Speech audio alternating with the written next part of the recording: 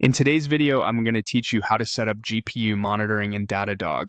By the end, you'll have a reliable monitor that watches your GPUs and alerts the right people before performance becomes a problem. First, sign into your Datadog account. From the main page, head to the left-hand navigation and open the monitoring section.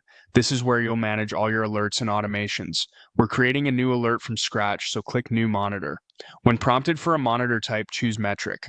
GPU health and performance are exposed as metrics in Datadog, so this option gives you the most control over thresholds, scopes, and alert logic. Next, pick your detection method. A static threshold is best when you know the exact limit you care about, say GPU utilization above a certain percentage. Anomaly or forecast detection can be helpful if your GPU usage is cyclical or you want Datadog to learn a baseline and alert on unusual spikes or dips. If you're just getting started, a threshold-based alert is a clear, predictable choice. Now define the metric.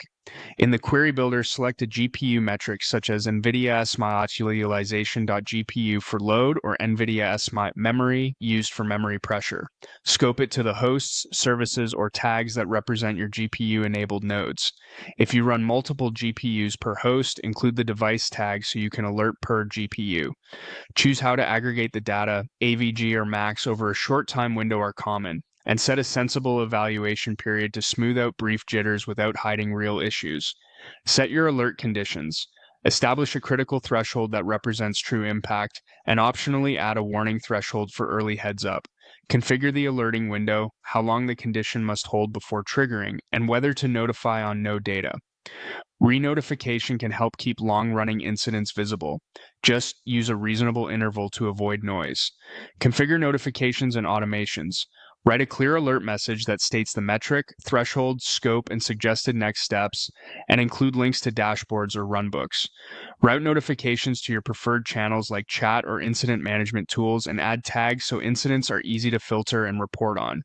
If you use workflows, attach automations to collect diagnostics when an alert fires. Finally, define permissions and audit notifications. Limit who can edit the monitor, enable auditing to track changes, give the monitor a clear name, and save it. That's it, your GPU monitor is live. Keep an eye on alert volume over the next few days and fine-tune thresholds or scopes to balance signal and noise.